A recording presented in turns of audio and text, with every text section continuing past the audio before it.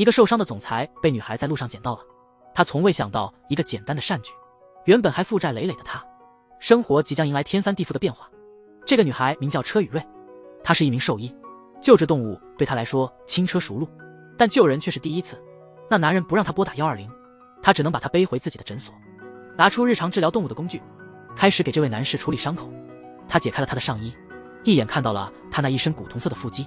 这位30岁的单身女士顿时脸红了，但现在不是赏心悦目的时候，必须得马上开始正事。一番忙碌之后，雨瑞终于把伤口处理好了。看到他没有再发烧，雨瑞打算去休息了。就在他准备离开时，男人抓住了他的手，雨瑞无奈只好留下陪伴他。两人就这样在诊所过了一夜。第二天一早，男人在雨瑞的鼾声中醒来，他发现自己一直握着他的手，他忍着疼痛随便换了件衣服，打电话让秘书来接他。临走前，他给雨瑞留下了一张名片。男人名叫李将军，他是一个财阀的第2代，他的个人能力非常出众，自从上任以来，公司业绩翻了一番，身边的追求者更是数不胜数。他向来严肃，此刻却穿着一件不太符合他风格的 T 恤，这让他的秘书也忍不住多看了几眼。允瑞刚从睡梦中醒来，发现将军已经不在了，那张名片也被猫咪丢进了垃圾桶，两人似乎再无交集。允瑞偶尔还会想起将军，心里不免骂骂咧咧。他心里还是希望将军能回来找他，但每次都以失望告终。多亏了允瑞，将军的伤势恢复得很快。每次看到那个伤口，将军就忍不住想起允瑞。在忙碌的工作中，他也期待着允瑞的出现，甚至让秘书查了允瑞的信息，得知他家境并不富裕，现在的宠物医院是靠借贷才开设起来的，这让将军更加确定允瑞很快会来索要感谢金。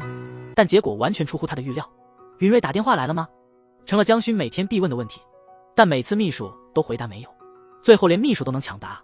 这位小兽医让将军的耐心逐渐消耗，他决定要主动采取行动。将军决定去找那个曾救过他的女孩，准备好好感谢她，没想到却被她可爱的样子迷住，脸上不自觉地露出了前所未有的笑容。当允瑞转过身的那一刻，阳光正好洒在他的脸上，那治愈的笑容让将军忍不住用手机记录下这一刻，这可能就是爱情的开始。虽然心有所动，将军还是记得他的初衷。他询问允瑞为什么不早点来找他要赏金，允瑞一脸无辜地说，我哪知道去哪找你。听了将军的解释后，允瑞才明白将军并不是冷血无情的人，他确实留过联系方式。允瑞随后给将军列出了那晚的费用清单，将军一度以为自己看错了账单，允瑞还以为他觉得太贵，于是解释了半天。将军又再次确认，你确定是70万，而不是7000万或者7亿？允瑞肯定的点了点头。将军对这个价格显然很不满意，他对这个女人越来越感兴趣了，不知道他是真的不贪心，还是只是装作不贪心。听到这些，允瑞一脸不高兴，瞬间不想再跟这个自大狂聊天。将军发现允瑞报的价格让他无法满意，他决定以自己的方式来感谢允瑞，直接送他商业区的一间铺位，建议他将宠物医院从乡下搬到市区。将军以为允瑞会感激涕零的接受，没想到他却毫不犹豫的拒绝了，这让将军百思不得其解，怎么会有人这么不识时务？但没关系，他有办法让允瑞接受。第二天，允瑞被房东告知，他的诊所铺位已经被人买下，新业主打算拆掉重建。允瑞一时间傻眼了，他没想到辛苦开启的诊所竟要面对倒闭的命运。紧接着他接到新业主的电话，他急忙礼貌地表示要去拜访，没想到电话那头的人是将军。将军得意地提醒允瑞，这铺位很快就要拆除了，记得在1周内搬走。允瑞气愤地骂将军是个强盗，做人怎么能这么不讲道理？将军这样做其实有自己的小算盘。挂掉电话后，允瑞忍不住骂了几句粗话。冷静下来，允瑞知道他现在最急的是得找个新铺位。他问遍了所有的房产中介，但以他那点预算根本找不到合适的地方。1周的期限马上就要到了，允瑞只能再去试试，看能不能贷款。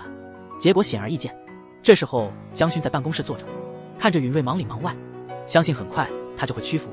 果不其然，允瑞不久后主动上门，将军摆出一副胜利者的样子。允瑞一看到他就气得不行，冲上去给了将军一顿好打。他认为将军纯粹是欺人太甚。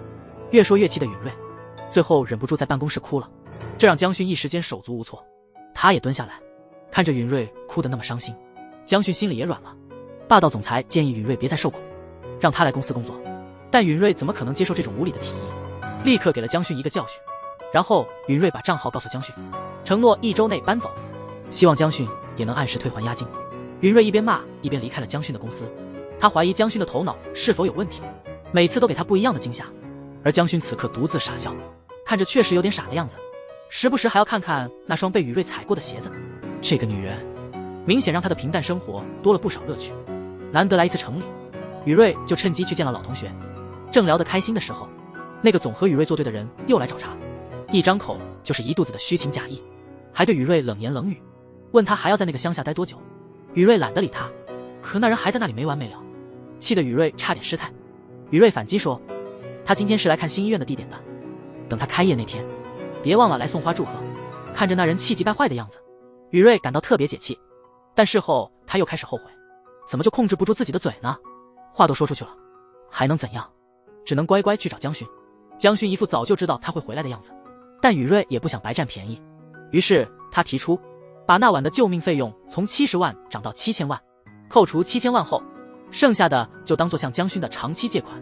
江勋觉得这么麻烦干嘛？直接收下店铺不就得了？但雨瑞坚持不白占便宜，只是他的债主从银行变成了江勋，从此他们成了平等的事业合作伙伴。最后江勋也同意了他的提议，想着当他的债主也挺好。在和那个乡下医院正式告别后，允瑞开始着手装修新医院，干劲十足，从打扫卫生到摆放家具，全部都是他亲手来做。医院原本空荡荡的，现在变成了允瑞心仪的样子。他的努力不言而喻，一切都准备好了，只等开业的那一天。晚上江勋来到医院，却没发现允瑞的身影，最后在房间里找到了正在睡觉的他。江勋坐下静静地看着他，允瑞突然睁开眼，把江勋吓了一大跳，接着开始说梦话，不仅吐槽了江勋一番，还伸手捏了捏他的脸，一边捏一边评价触感不错。他越来越放肆，江勋终于忍不住说话了，空气里充满了尴尬。最终允瑞打破了沉默，问江勋为什么会来。江勋说是来看看他花的钱花的值不值。没想到允瑞在这里打盹，允瑞一边擦哈欠一边说，我也不是故意的，周边的房子实在太贵，我租不起，只好在店里凑合。江勋告诉允瑞，他知道一个又大又便宜的地方。允瑞好奇地问在哪里。云吉祥。允瑞觉得江勋又开始瞎说了，他无缘无故为什么要搬到我家，真是太奇怪了。虽然允瑞对江勋的态度不太好，但江勋总是情不自禁地想起他，想着想着就忍不住笑出声，太专注了，连秘书走进来都没注意到，还责怪秘书没有敲门。秘书无辜的回应说他敲了。秘书进来的时候是来告诉江勋夫人安排了相亲的事，相亲对象都是排名前30的成功女性，她们都是事业有成的女士。江勋一想到相亲就头疼。江勋注意到允瑞身边多了些异性朋友，他这个吃醋的人立马警觉起来。2个人都在等允瑞介绍，当听到允瑞说这人只是一个借他钱的合作伙伴，江勋感到非常不爽，用那种幽怨的眼神看着允瑞，心里只想让允瑞重新说一遍。这是江勋此刻的心声，而允瑞选择了战术性的躲避。这时允瑞的死对头恰好路过，他看到江勋送的开业花篮，没想到允瑞把他在乡下的宠物医院搬到这里来了，嫉妒的要命，他立刻打电话找帮手，决定好好帮允瑞庆祝一番。第2天就约允瑞庆祝开业，约他出来共进晚餐。同学们都很好奇，允瑞哪里来的这么多钱，能在这么贵的地段开店？佑拉还假惺惺地恭维他。对此允瑞只是不屑一顾，然后佑拉提议让今天的晚餐由允瑞请客。允瑞看了看菜单，差点没把他气走，人均消费12万，他哪消费得起？这简直是百姓的噩梦。看到允瑞那尴尬的样子，佑拉得意地笑了，然后叫服务员来点菜。服务员拿来了一瓶红酒。允瑞说，我们没点这个。服务员说是那边的男士请的。顺着服务员的指示看过去，那边坐着的正是傲娇的总裁李江勋。看到江勋，允瑞忙低下头，心里想这个疯狂总裁又要搞什么鬼？除了红酒，还有沙拉和各式甜品，全都是江勋点的。佑拉自恋的以为肯定是那帅哥看上我了。到了结账时，听着服务员报出的菜名，他的心在滴血，不情愿地拿出信用卡。服务员最后告诉他，账单已经由那位先生结清，就是刚才点酒的那位。这时江勋在门口等着允瑞，旁边2位美女一脸花痴地看着他，他们期待江勋邀请他们。没想到允瑞一出来，江勋就开口了。允瑞不情不愿地跟着走，那2位美女眼睁睁看着允瑞离开。在车上允瑞叫江勋以后别这样，这样容易被误会。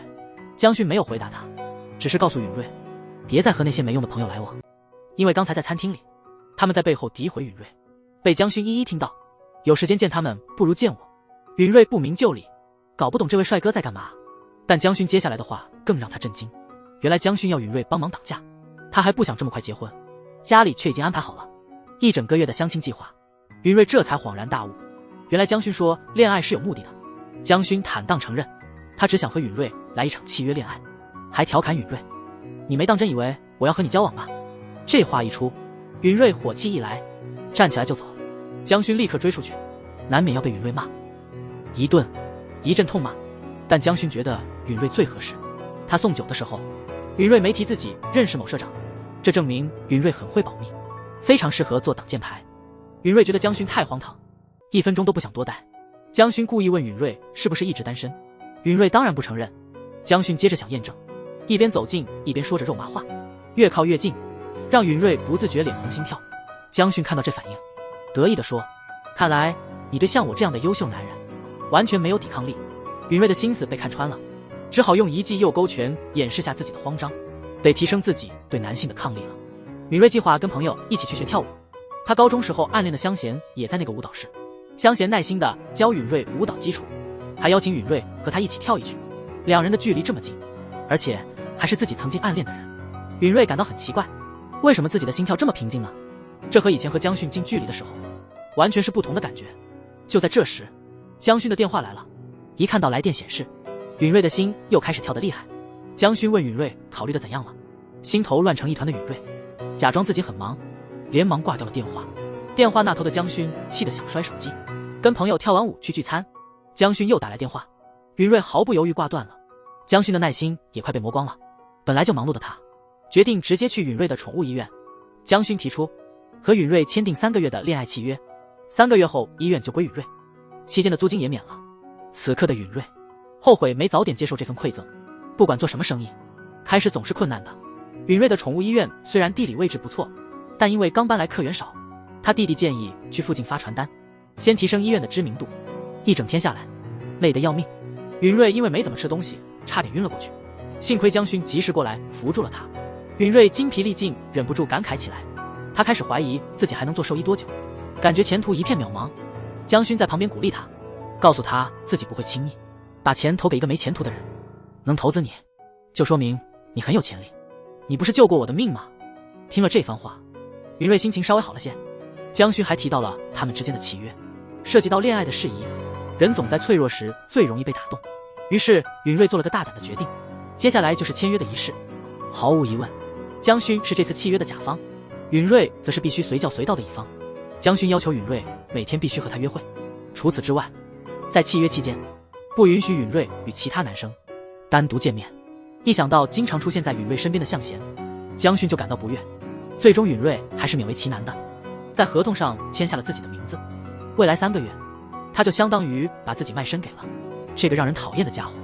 下班时间到了，朋友像往常一样来找允瑞去舞蹈社练习，但允瑞显得有些为难，因为江勋已经在门口等他下班了。这次江勋认真地送允瑞到舞蹈社，而且是以男朋友的身份。向贤对允瑞突然有了男朋友感到意外，有点惊讶，而江勋则是时刻展示他的控制欲，甚至故意做些暧昧的举动。允瑞脸上虽然满是抗议，但命运偏偏不公，江勋随后就离开了。走前还叮嘱允瑞别累坏了自己。他买了一束花，准备拿去接允瑞的时候送给他，但一想到允瑞在舞蹈社和向贤亲密接触，就感到非常不爽。他烦躁地打电话给允瑞，问允瑞快要结束活动了没。电话那头传来的声音让本就烦躁的他更加愤怒。就在这时，那位一直暗恋江勋的小妹妹出现了。江勋试图装睡来避开她，很明显这招没什么用。江勋最后只好打电话让允瑞来帮忙摆脱这个局面。这时已经是晚上10点多了，允瑞本不想过去，但江勋又拿合约来说事，允瑞最终无奈地屈服了。正当江勋和小妹妹尴尬地聊着的时候，穿着休闲服的允瑞出现了。小妹妹打量了允瑞一番，很显然她很轻视允瑞。当知道允瑞已经30岁时更是无语，她直呼允瑞是大妈。允瑞可不是好惹的，两人随即展开了激烈的口水战。小妹妹始终不肯相信允瑞真的是江勋的女朋友，她要求他们当场证明。江勋突然搂住允瑞，正要亲吻她的时候，被小妹妹喊了个停。允瑞总算松了口气，这下小妹妹终于肯走了。江勋送允瑞回家的路上，允瑞已经累得不行。江勋看她那副样子，就把车停在路边，静静地看着允瑞。突然觉得这女孩挺可爱的，还贴心地帮她整理头发。这时候允瑞醒了，允瑞警惕地问江勋在干嘛。江勋告诉允瑞，别在别人面前睡觉，因为他睡觉流口水的样子实在是太丑了。他也不知道什么时候开始，不自觉地为允瑞改变自己一些习惯。电话里，允瑞慌慌张张地说，他的追求者找上门来了。江勋却很淡定，因为他知道那个罗美根本不是允瑞的对手。允瑞虽然生气江勋不帮忙，但这丝毫不影响他跟罗美的口舌之争。江勋的老辣依旧在。最后允瑞成功地把罗美气走了，立刻给江勋打了电话。江勋虽然因为允瑞多次打断他的会议有点生气，但听到允瑞得意的炫耀自己刚才多威风，他还是忍不住露出宠溺的笑容。被秘书发现后立刻恢复严肃，然后迅速挂断了电话。下班后，江勋专程去接允瑞看露天电影。允瑞看得开心，笑声连连。江勋发现观察允瑞比电影本身还有趣。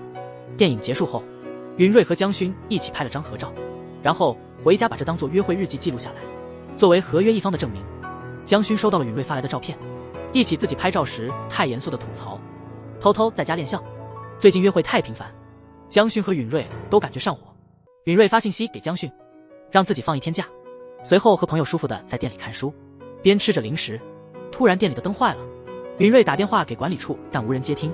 朋友坏笑着说，这时候就需要男朋友的帮忙。允瑞死活不愿意找江勋帮忙，朋友却偷偷用他的手机发了信息。没一会儿，江勋就气喘吁吁的出现了。朋友发的那条求换男友的短信，让江勋火急火燎的来了。后来知道只是个玩笑，江勋也松了口气，既然来了，就帮忙换灯泡。但没干过这种活的江勋手忙脚乱的，允瑞看不下去，让他让开自己来。不一会儿，允瑞就把灯泡换好了。这一幕恰好被允瑞朋友撞见，他借故离开，让他俩继续。允瑞因此失去了初吻，感觉非常烦恼。知道那是允瑞的初吻后，江勋乐坏了，心情好到不行。允瑞那晚怎么也睡不着，为了避开江勋，第二天甚至停业一天。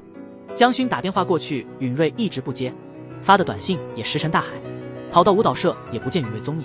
最后允瑞连电话都关机了，这让江勋感到非常焦虑。就在这时，收到了神话集团的晚宴邀请，这次晚宴必须要带伴侣，秘书建议带上允瑞，这样江勋以后就不用再参加无聊的相亲了。江勋知道允瑞藏在宠物医院，开始不断给允瑞发信息轰炸，最后甚至威胁说不出来就告他违约，把允瑞这个胆小鬼逼出来了。江勋带允瑞去做了造型，准备带他一起去晚宴。虽然允瑞极不情愿，但作为合约的一方，他也没什么话语权。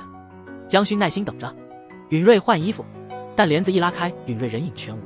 这是允瑞第一次穿正装，感觉浑身不自在，就躲在试衣间不肯出来。看到江勋开始不耐烦，允瑞最终还是勉强走了出来。变装后的允瑞和平时判若两人，甚至让江勋也惊艳。他用咳嗽来掩饰自己的窘迫。允瑞显然不习惯和江勋肌肤接触，但江勋的霸道会让他慢慢适应。这是允瑞第一次参加这样的场合，他显得很紧张。江勋挽着他的手，大方地步入会场。允瑞的宿敌也到了，一看到允瑞，简直惊掉了下巴，怎么这乡巴佬也来这儿了？趁江勋忙着应酬，又拉趁机讽刺允瑞，话里话外全是酸意，告诉允瑞这地方不适合他，还嘲笑他穿的是假货。允瑞还没想好怎么反击，江勋及时出现在他旁边。江勋装作不认识右拉，让右拉尴尬地收回了手。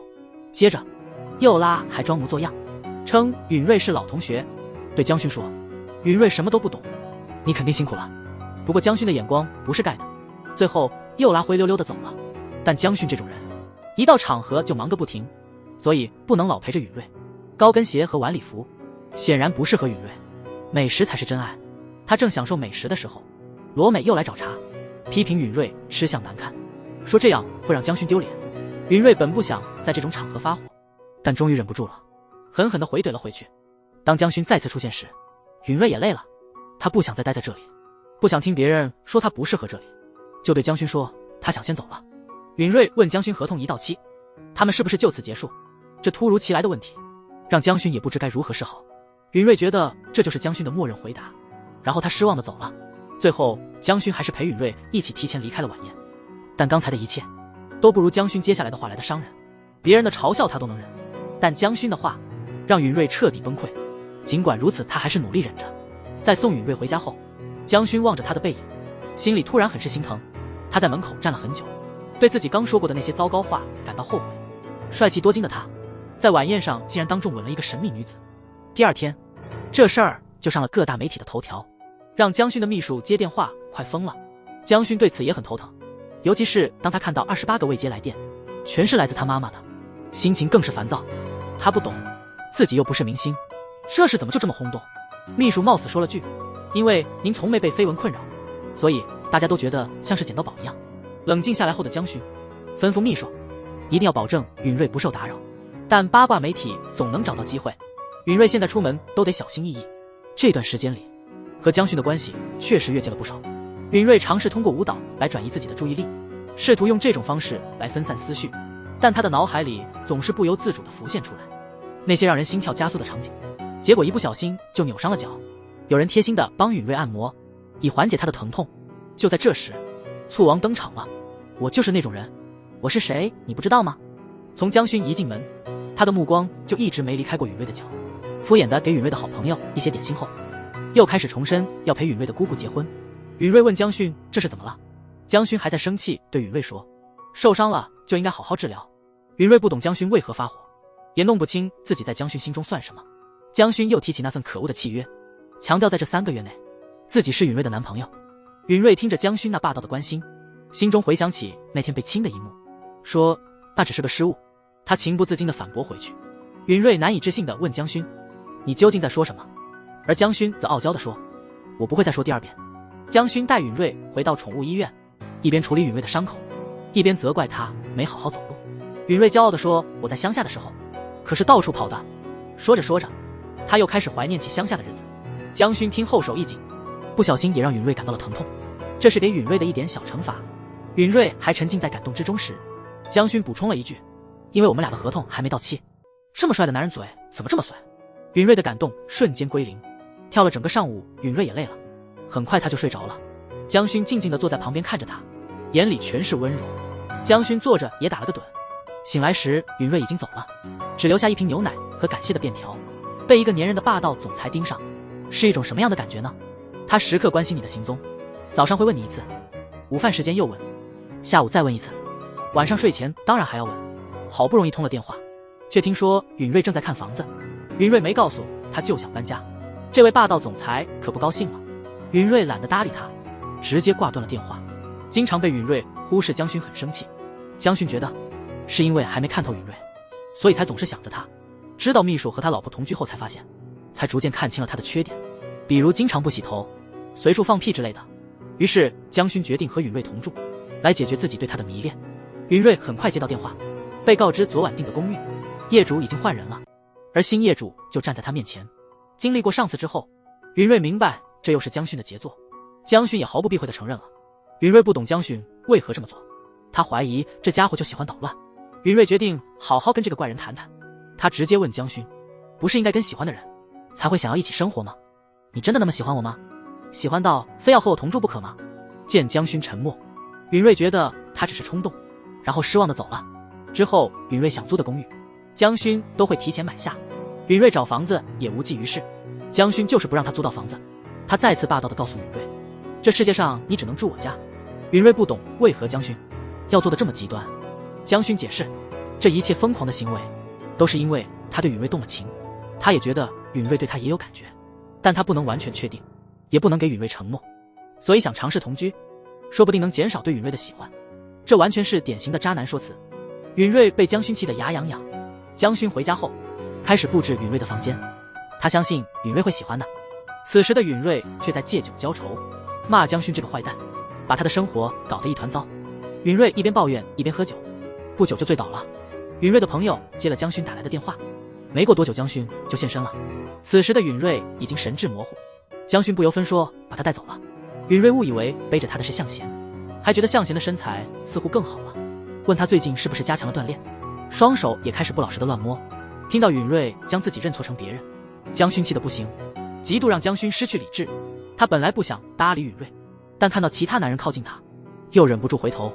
最终江勋将允瑞带回宠物医院。此刻他对这个刚吐了自己一身的女人又爱又恨。想想这位霸道总裁使用的那些教科书般的套路，让一个单身了30年宠物医生和他同居。首先是假装照顾醉酒的允瑞留下，等到他醒来，趁他还没完全回忆起昨晚的事，就先发制人，用退为进的策略告诉他因为昨晚的行为不可原谅，现在要终止他们的合同，并要求他在3天内搬走。还要求支付违约金。整个过程毫无破绽，让还没缓过神的允瑞急忙挽留，然后假装已经叫人在3天内清理这里的所有东西。允瑞不明白发生了什么，只能恳求江勋再给他一次机会，这样江勋的计划就初步成功了。允瑞不知怎的，突然就欠了江勋1个亿，他实在想不起昨晚究竟做了什么。不过这并不重要，极度的江勋会慢慢帮他回想起来。在江勋的提示下，允瑞隐约记起确实有那回事，还曾在朋友面前指着江勋的鼻子说他完全是个疯子。甲方还在他背上喊着别的男人的名字。允瑞此时无比后悔，他再次恳求江勋再给他一次机会，因为他昨天真的很难过。听到这些话，江勋更加无法忍受。允瑞觉得这下完了，卖了自己都还不起1个亿。当允瑞边哭边吃泡面时，江勋再次出现了。江勋让允瑞选是哭还是吃泡面，别边哭边吃。允瑞反问，这关你什么事？你不是说合同已经结束了吗？江勋最后使出终极大招欲擒故纵，至此江勋已完全玩弄允瑞于股掌之间，让允瑞与他同居的计划也实现了，还让他立刻去打包行李，等他今晚回家时必须看到允瑞在家。江勋得意地笑了。刘允瑞在风中独自凌乱着头发，心情极好的江勋根本没心思工作。这时秘书带来了一个坏消息，因为江勋上次在晚宴上丢了家族的脸，他母亲要求他这次必须乖乖去相亲。江勋知道这是自己惹的祸，所以他准时赴了约。这次的相亲对象竟然是允瑞的死对头右拉。江勋甚至没正眼看他一眼。当他收到允瑞发来的信息时，还在犹豫不决是否搬到他家。江勋已经全神贯注在和允瑞的谈判上，最终还是江勋赢得了胜利。一直被忽视的右拉终于忍不住开口了，他对江勋说，如果你跟我约会，你肯定会改变主意，我比车允瑞更适合你。江勋回应说他最讨厌这种人，表示不想再多待1分钟。临走前还警告他别再接近允瑞。到了晚上，允瑞还没搬来，江勋直接去舞蹈社找他，看到允瑞和向贤在跳舞，江勋就霸道地插入其中。这是允瑞和江勋第一次一起跳舞，两人意外的默契。这时允瑞回想起和江勋的所有时光，也许自己早就对他有感觉了，只是不愿意承认而已。舞蹈练习结束后，江勋陪允瑞回宠物医院收拾行李。允瑞问江勋，如果我们同居，你将来不想分手怎么办？江勋笑着回答，怎么可能？允瑞犹豫了一下，还是勇敢地表达了自己的真实想法。江勋没想到允瑞会这么直接，他的表情突然严肃了。听江勋这么说，允瑞也决定坦诚面对自己。看到江勋鼓励的眼神，允瑞做出了他的决定。江勋最终如愿以偿，开始和他同居。那天他早早在家等允瑞，还帮他布置了房间。江勋出门后，允瑞开始打量新房间，对这个房间挺满意的。在宠物医院那么久，总算能从今天开始舒舒服服地睡在床上了。允瑞忍不住偷笑。江勋看到这样的允瑞，一时忘了原来要说什么，默默地关上门又走了出去。允瑞和江勋的同居生活就这样幽默地开始了。晚上突然雷声大作，允瑞最怕这种天气了，吓得根本睡不着觉。这时还在加班的江勋听到了允瑞的声音，急忙跑去看发生了什么。允瑞看到江勋，就像抓住了救命稻草，紧紧抱住他。江勋一动也不敢动。允瑞意识到不妥，立刻从他身上跳开，两人又落入尴尬的气氛。等到雷声小点时，江勋陪允瑞回到房间，突然一道闪电，允瑞又一次扑进江勋的怀里。江勋急忙离开允瑞的房间，迟了一步不知会发生什么，被这样的突发情况折腾，这真是有点受不了。第二天早上，江勋一大早就做好了早餐，等允瑞就是不出来，于是去他房间叫他起床。原来是因为昨晚没睡好，眼睛肿得厉害，所以化妆花了更多时间。餐桌上江勋告诉允瑞，他的待客之道今天早上就结束了，允瑞就负责打扫和做饭，这样就算是他的生活费了。允瑞趁机和江勋签订了同居协议，协议第一条禁止身体接触。江勋听后笑了起来，还问昨晚是谁抱得那么紧。允瑞尴尬地说那是个意外。允瑞滔滔不绝地解释这个条款，江勋其实没怎么听，只是一直盯着允瑞的嘴巴。允瑞发现他走神，故意岔开了话题。江勋让允瑞别再跳舞了。允瑞不明白为什么，他解释的口干舌燥，但江勋还是坚决不同意。允瑞感到很沮丧，然后江勋带允瑞去了宠物医院。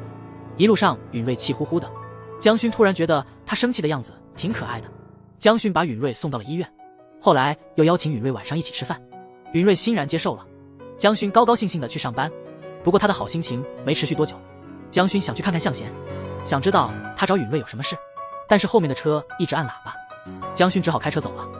原来向贤是来和允瑞告别的，他即将出国留学，虽然有些不舍，但向贤也明白，自从江勋出现后，允瑞的心里就没他的位置了。江勋一回到公司，就怒气冲冲地给允瑞打电话。允瑞不明白他为何这么生气，这时允瑞才知道，原来江勋看到了向贤。江勋气得直跳脚，让允瑞好好解释一下，为何那家伙一大早就出现在宠物医院。得知向贤是来告别的后，江勋的怒火立刻消了，甚至差点笑出来。允瑞随后问江勋什么时候下班，今晚要给他做晚饭。江勋傲娇地说不一定，毕竟作为 CEO 的我很忙。允瑞气得挂了电话。这次电话被挂的是江勋，心情与以往大不相同，因为情敌即将出国，这消息让他心情大好。江勋下班回家，看到允瑞躺在自己床上睡着了，他感到一种莫名的安心和幸福，不忍心叫醒允瑞，只是轻轻地摸了摸他的脸。就在这时，允瑞醒了，他尴尬地解释说是来打扫卫生的，太困了，不小心睡着了。说完就急忙离开。江勋也觉得奇怪，为什么自己会做出那样的举动？尹瑞无意中看到了江勋衣柜里还留着那件 T 恤，这让他回想起江勋受伤的那晚，那也是他们缘分开始的时刻。想着想着就睡着了。江勋刚才的举动让尹瑞内心悸动不已。回到房间后，尹瑞收到朋友发来的消息，提醒他去动物关爱网站看看。尹瑞点开一看，原来是感谢信来自一个狗狗的主人。就在不久前，那只狗狗被送到允瑞的宠物医院治疗，虽然狗狗最终没能挺过来，但允瑞给了他很多关爱。主人觉得狗狗能在这里结束生命是幸运的，他们对医院感激不尽，感到很庆幸。后来，这封感谢信让尹瑞的医院声誉大增，医院名声鹊起，从冷清到客满为患。留言板的故事也越来越感人。允瑞每天忙得团团转，当他收到允瑞今晚不回家的消息，江勋感到很生气，但知道是因为照顾小动物后，他才原谅了允瑞。原以为这情况不会持续太久，但允瑞回消息的速度越来越慢，连续2天都没回家，不是3天，这让江勋越来越不耐烦。他满脑子都是允瑞，连秘书说的工作计划也没听进去，他根本没注意听江勋的语气。秘书猜到允瑞昨晚又没回家，于是建议江勋亲自去看看。江勋觉得这主意不错，于是他去了宠物医院，看到允瑞在沙发上打盹，就坐在他旁边，让允瑞靠在他身上睡。突然一阵电话铃声把允瑞吵醒，允瑞这才意识到江勋来了。为了缓解尴尬，江勋假装严肃地批评允瑞不该随便在任何地方睡觉，但他内心是多么想见到这张脸。所有不开心的事都烟消云散了。允瑞那甜美的笑容让江勋心都化了，他把几天来的相思全都融入了接下来的行动中，连旁边的猫都不好意思继续看了。两人感到了一丝尴尬，他们的关系从这一刻起更进一步了。江勋发誓今晚绝不允许允瑞不回家。回家后，两人坐在院子里享受晚风。允瑞发现几天不在，院子变得更加漂亮了。此刻江勋的眼里只有允瑞，见江勋又想亲近允瑞，允瑞急忙提醒家里不许亲密接触，但这点小事难不倒江勋。江勋和允瑞的甜蜜生活即将有个意外的客人。允瑞刚买完菜回来，发现家里多了个男人，他好奇这男人是谁。那男人指了指墙上的全家福，从照片里可以看出他应该是江勋的亲哥哥。江勋也从秘书那里得知哥哥从美国回来了，从秘书的表情可以看出这两兄弟关系不太好。得知哥哥没去酒店，而是直接回家了，江勋听后气得血压飙升。这时候江俊和允瑞正在轻松的做饭，江勋一回家看到这一幕直接气炸，叫允瑞立刻过来站他旁边。允瑞虽然有点猛，但还是听话的过去了。江俊见状赶紧拉住允瑞不让他走，说年糕还没炒完呢。江勋看到允瑞被拉住更是火大，江俊还紧抓不放。江勋赶紧过去将允瑞拉开，兄弟俩的气氛十分紧张，夹在中间的允瑞也不知道该怎么办。到了晚上，江勋让弟弟去酒店住，弟弟怎么都不愿意走。江勋忍不住大发雷霆，看到允瑞着急的样子，他马上压下怒火，最终是允瑞出面调解，这才暂时同意让江俊留下。虽然江勋很不情愿，但谁让他听老婆的话呢？等江俊回房间后，江勋就叮嘱允瑞别跟那小子对视。允瑞有点不明白，这不是你亲弟弟吗？又不是外人。江勋解释说因为那也是个男的。允瑞听后笑出声，觉得有点太过分了，但看到江勋严肃的表情，他知道江勋并没有开玩笑。之后江勋坐下深情地对允瑞说，第二天江勋发现弟弟迟迟不来公司，便问秘书去哪了。秘书说江俊因为手指受伤去医院了，所以会迟一些到公司。江勋问那家医院是否很远，对于江俊去宠物医院治疗手指感到奇怪，允瑞也表示不理解，但既然人已经来了，也只好帮忙处理一下了，否则伤口就要开始愈合了。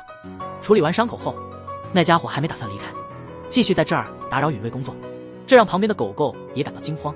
江勋也匆匆赶来，一看到允瑞的手受伤，他立刻猜到这肯定和江俊有关。江俊不停地求饶，他们俩的争吵惊扰了这里的小动物们。允瑞让他们俩都出去。这时江勋才想起要处理允瑞的伤口，因为受了伤，江勋让允瑞这几天不要去上班。允瑞觉得伤不重，不会影响工作，但江勋坚决不让他有商量的余地。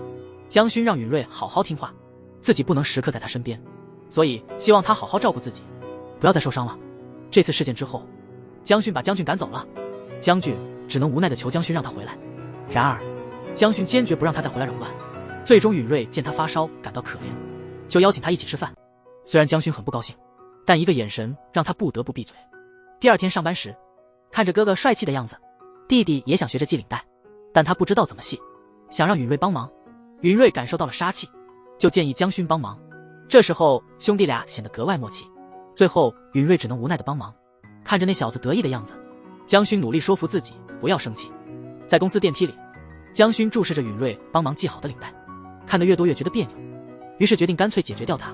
一直受到哥哥的强势压迫，江俊终于提起了那件往事。兄弟俩的关系就是那时候开始变坏的，大概也是从那件事开始。这些年来，江俊一直希望哥哥能原谅自己，其实内心深处非常敬仰哥哥。其实江俊早已释怀，过去的就让他过去吧。云瑞是他未来想要共度一生的人，人生中最幸福的时刻就是工作一天后回到家，看到爱人在厨房忙碌。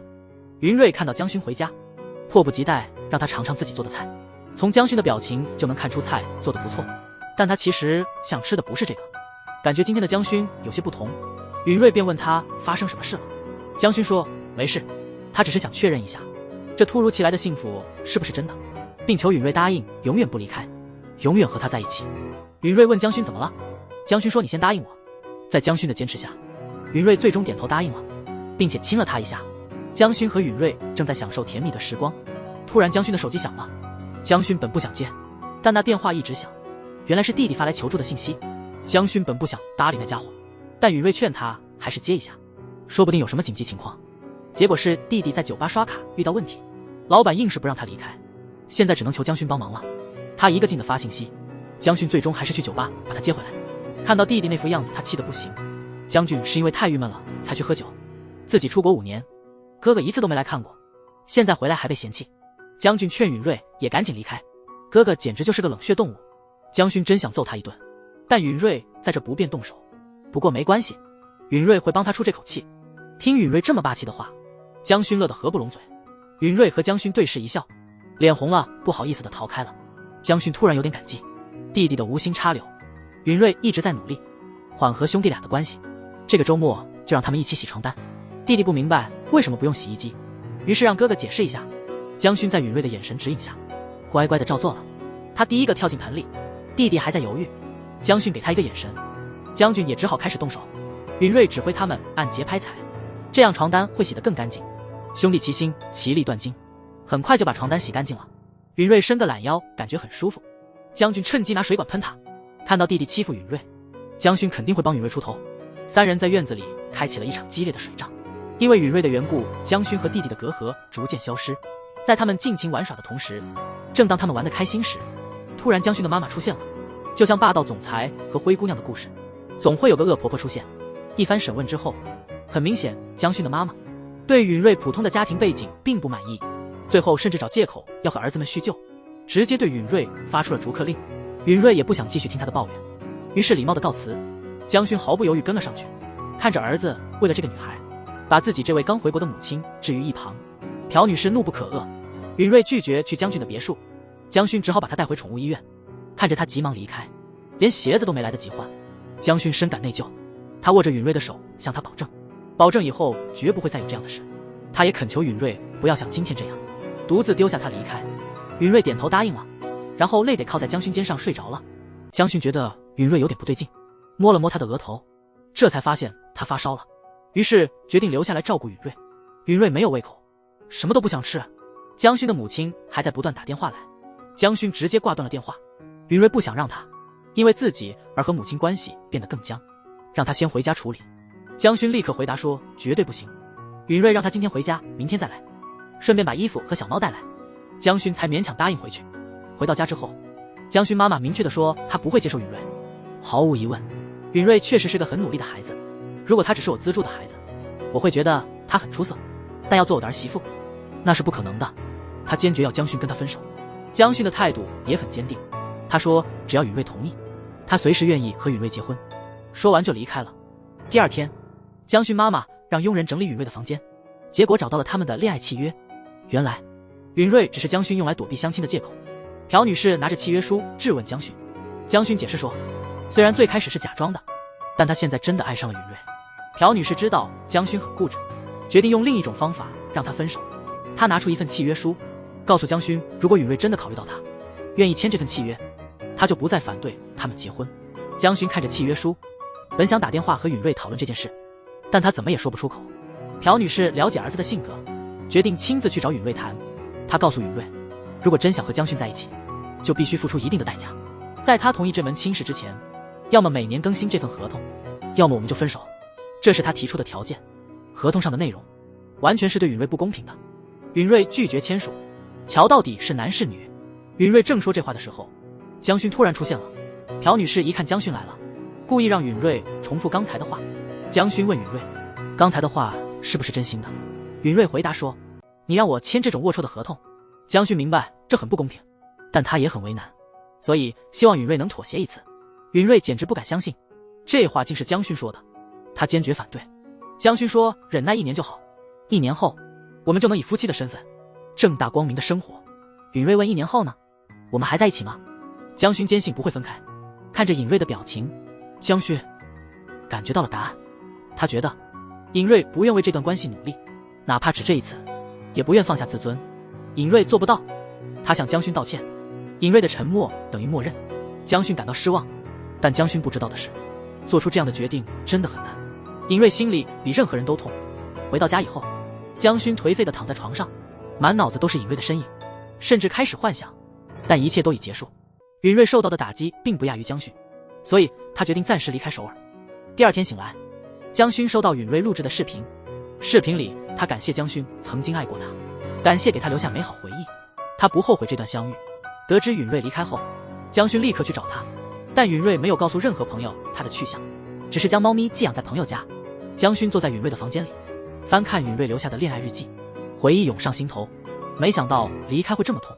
此时允瑞正坐在乡下的果园，大口吃着拌饭。他让弟弟不时帮忙打扫宠物医院。他们的对话被江勋的弟弟偶然听到。江勋的弟弟立刻给哥哥报信。